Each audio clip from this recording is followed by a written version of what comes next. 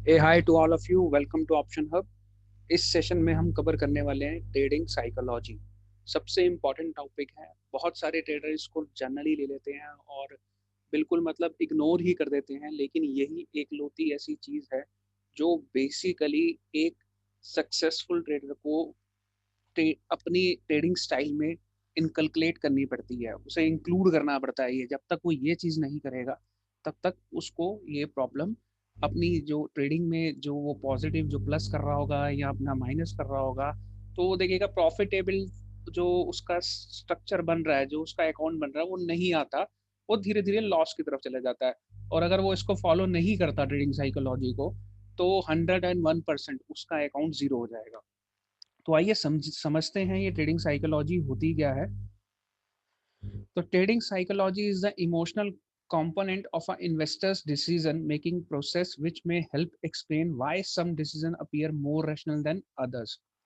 तो देखिए साइकोलॉजी क्या होती है। जब आप बेसिकली एक मार्केट को देख रहे हैं और आपने कोई ट्रेड डाल दिया है, तो आपने जो ट्रेड डाला है ऑब्वियस है कोई किसी टेक्निकल चीज को देख के डाला होगा या फंडामेंटली एनालिसिस या टेक्निकल एनालिसिस करके ही डाला होगा। ऐसे नहीं डालते। लेकिन होता क्या है, जब हम स्क्रीन के सामने बैठे होते हैं, एकदम से कोई बड़ा स्पाइक आ जाता है, एक बड़ा कैंडल बन जाता है, या एक आपने बाय करा हुआ है तो आपके अगेंस्ट एक 30 पिप का कैंडल बन जाता है। तो आप इमीडिएटली अपने ट्रेडिंग साइकोलॉजी को नहीं समझ पाते और आप मार्केट के अंदर ट्रैप हो जाते हो। तो ट्रेडिंग साइकोलॉजी के जो मेन दो करेक्टरिस्टिक हैं, जो मेन करेक्टर हैं, जो मेन चीजें हैं, वो सिर्फ है ग्रीड और दूसरा है बेसिकली फेयर। तो ग्रीड जो है वो आपके डिसीजन को एक्सेप्ट करता है टू मच रिस्क। जब भी कोई टू मच रिस्क हो जाता है या बहुत ज्यादा आपको बेसिकली क्या होता है, ग्रीड एक तरह का छल्ला है। छल्ला क्या कि अगर आपको सपोज 30 पिप मिल रहे हैं, आपको 30 पिप का प्रॉफिट हो रहा है, लेकिन आप कहोगे नहीं आज ये और ऊपर जाएगा और ऊपर जाएगा, तो आप उसमें एक लालच में फंसते जाते हो और अपने प्रॉफिट को लॉक करना भूल जाते हो, प्रॉफिट को बुक करना भूल जाते हो और उस ग्रीड की सिस्टम के अंदर आप एसोसिएट हो जाते हो। क्योंकि वो धीरे धीरे धीरे धीरे अगर कोई चीज बढ़ती है, जैसे आपने यूरो यूएसडी बाय करा, 20 पिप बढ़ा, एकदम से न्यूज आई वो 20 पिप से 30 पिप हो गया और आप बाई चांस बाय में बैठे हुए तो 30 पिप आपको प्रॉफिट हो गया। जब न्यूज आती है, एक बड़ी कैंडल मिलती है, आपको लगता है अरे आज तो पूरा दिन ही ग्रीन रहेगा। पर ऐसा नहीं होता। उसके पीछे आप साइकोलॉजी को नहीं समझ पा रहे, आप उस पर्टिकुलर बड़ी कैंडल का इंटेंट नहीं समझ पा रहे कि वो कैंडल क्यों बनी है। सिमिलरली दूसरा ऑप्शन होता है फेयर का। फेयर जो ड्राइव करता है वो आपको करता है कि आप जल्दी जल्दी बुक कर लेते हैं। अब यहाँ पर दो तरह के ट्रेडर्स होते हैं। एक ट्रेडर होता है जो कि जिसको जैसे ही 10 पिप मिलते हैं वो बुक कर लेता है, और एक ट्रेडर होता है जो पूरे ट्रेंड को ही कैप्चर करता है। उसको पता होता है कि अब ये ट्रेंड स्टार्ट हो गया है, अब ये ट्रेंड 1.3100 से स्टार्ट हुआ है, तो ये 1.3300 तक जाएगा। इनफैक्ट उसको ये भी नहीं पता 3300 तक जाएगा, 3400 तक जाएगा, 3600 तक जाएगा। पर उसको पता है कि इस ट्रेंड को मैं कैप्चर कैसे करूंगा, ट्रेल कैसे करूंगा। वो जल्दी जल्दी अपनी पोजीशन नहीं काटता। तो जिसको फेयर होता है वो अपनी पोजीशन जल्दी काट देता है। जैसे उसको प्रॉफिट दिखता है वो फटाफट उसको बुक कर लेता है, फिर दोबारा एक ट्रेड और ओपन कर देता है, फिर बुक कर लेता है, फिर ट्रेड ओपन करता है, फिर बुक कर लेता है। लेकिन क्या होता है इमीडिएटली, अगर सपोज आपने 3 बार छोटे छोटे ट्रेड करके प्रॉफिट बनाया, 10 पिप, 15 पिप, 20 पिप, 10 पिप, 15 पिप, 20 पिप के आपके 3-4 ट्रेड हो गए।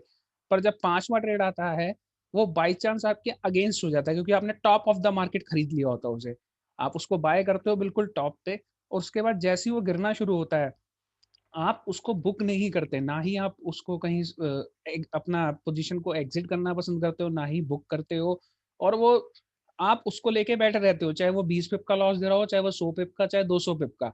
तो वो ये दो जो पर्टिकुलर चीजें हैं, ग्रीड और फेयर, यही पूरी साइकोलॉजी, पूरा का पूरा मार्केट सिर्फ इन्हीं दो चीजों पे बना हुआ है। जहां पर ग्रीड ज्यादा आ जाएगी बाजार के अंदर, बाजार वहां से फॉल करना शुरू कर देगा। और जहां पर फेयर ज्यादा आ जाएगा मार्केट के अंदर, बाजार वहां से बढ़ना शुरू हो जाएगा। Importance of trading psychology. Sorry. Trading करने के लिए हम बहुत कुछ देखते हैं। हम फंडामेंटल न्यूज़ को एनालाइज कर रहे होते हैं, हम टेक्निकली मार्केट को देख रहे होते हैं, हम ट्रेंड फाइंड आउट कर रहे होते हैं, हम रिवर्सल्स फाइंड आउट कर रहे होते हैं, हम बहुत सारी चीज़ें फाइंड आउट कर रहे होते हैं। पर इन सब के अलावा जो सबसे इम्पॉर्टेंट फैक्टर है मार्केट का, वो ट्रेडिंग साइकोलॉजी है, ट्रेडर का माइंडसेट है।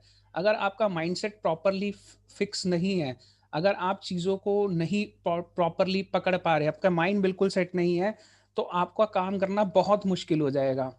आपको बेसिकली एक डिसिप्लिन अपने अंदर बनाना पड़ेगा और आपको अपने इमोशंस को कंट्रोल में रखना पड़ेगा। यहाँ पर अगेन इमोशंस कोई ज़्यादा वो नहीं है, हँसना, रोना, खेलना, कूदना, ये इमोशंस यहाँ पर नहीं है। इमोशंस यहाँ पर सिर्फ़ 2 ही हैं, that is fear and greed. ये 2 ही चीज़ें आपको सिर्फ़ कंट्रोल करनी है। ट्रेडिंग साइकोलॉजी सिर्फ़ पूरी की पूरी साइकोलॉजी इनके ऊपर बेस्ड है। अब how to be a successful psychological trader. अगर आपको अपने माइंड को सेट करना है, अपने साइकोलॉजी को सेट करना है, तो आपको सिर्फ और सिर्फ इन 2 चीज़ों पे काम करना पड़ेगा। फर्स्ट थिंग, आपको अपना रिस्क रिवॉर्ड फिक्स करना पड़ेगा। आपको एक प्रॉफिट टारगेट फिक्स करना पड़ेगा, आपको एक स्टॉप लॉस फिक्स करना पड़ेगा और आपको यही 2 चीज़ें हैं जो आपको इमोशन से बाहर निकालती हैं। फॉर एग्ज़ाम्पल मैंने कोई भी एक ट्रेड पकड़ा है तो मुझे पता है मुझे इसमें 30 पिप का ही टारगेट रखना है और 20 पिप का मेरे को स्टॉप लॉस रखना है फॉर एग्ज़ाम्पल। या यहाँ पर अगर जब मैं रिस्क रिवॉर्ड रेशियो की बात करता हूँ तो यहाँ तो मैं 1:1 जो बहुत ही अच्छे ट्रेडर होते हैं वो 1:1 रखते हैं।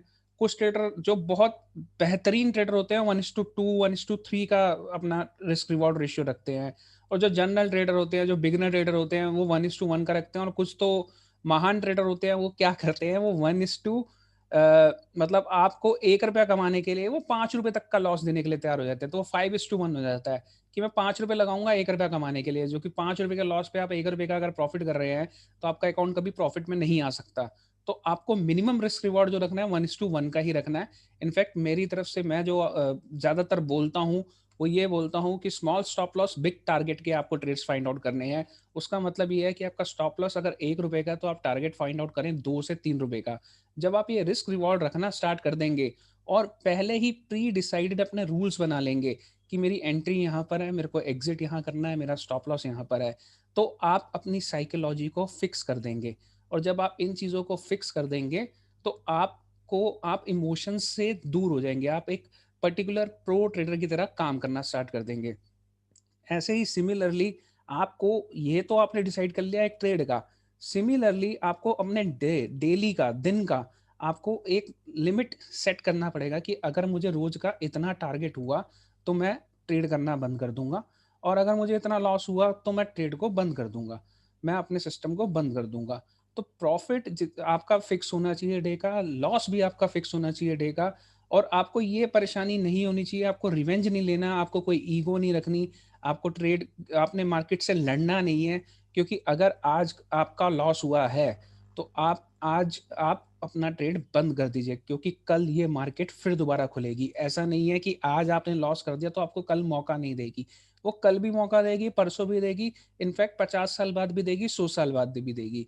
तो आपको साइकोलॉजिकली अपने माइंड को ये प्रिपेयर करवाना है, उसको ये समझाना है कि भाई आज लॉस हो गया, बंद कर देता हूँ, आज मेरा दिन नहीं है। क्योंकि ऐसा नहीं होता कि तेंदुलकर भी जब अपना बैटिंग करने आता है तो हर बार सेंचुरी मारता है।